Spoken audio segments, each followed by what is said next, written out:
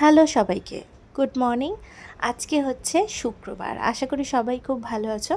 আজকে আমি একটা ডেলি ভ্লগ শেয়ার করব বলে তোমাদের সাথে সকাল থেকে উঠেই ভিডিও করা স্টার্ট করে দিয়েছি। আর এখন আমি একটু ফ্রেশ হয়ে নিলাম, মানে জামাকাপড় চেঞ্জ করে নিলাম। আর এখন আমি ব্রাশ করে নিচ্ছি, এবং ব্রাশ করার পর আমাকে যেটা করতে হবে সেটা হচ্ছে আজকে সকালবেলার ব্রেকফাস্টে রুটি আছে, কিন্তু তার তরকারিটা নেই, তাই আমি একটু আলু ভাজবো। এটাই হলো আমার ফার্স্ট কাজ, কারণ আমার উঠেই খিদে পেয়ে যায়, বিকজ আমি একটু তাড়াতাড়ি ডিনার করি।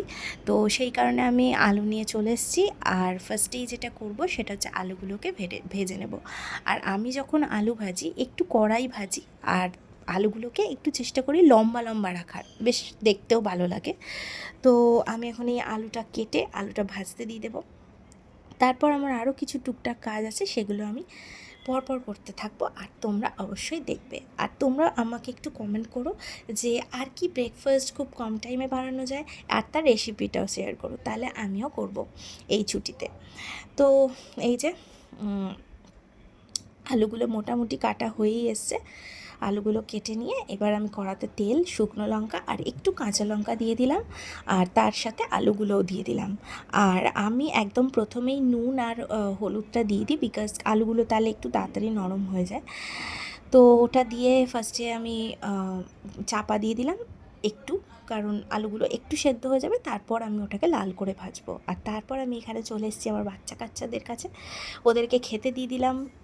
তারপর লাইটটাও অন করে দিলাম। তো এই যে দেখো, এখন অল্প করে নেড়েও দিলাম আর খেতেও বসে পড়লাম। আমি এর সাথে করে নিয়েছিলাম একটা জল পোচ, মানে ডিমের ওয়াটার পোচ, যেটা আমি মাইক্রো ওভেনে করি। আর আমার বর আজকে খাবে মুড়ি আর আলু ভাজা, তো ও খেতে বসে পড়েছে। এইবার আমি চলে এলাম আমার বাড়ি। তো আমার বাড়িতে চলে এসেছি, দেখো আমার বাচ্চাগুলো কি করছে।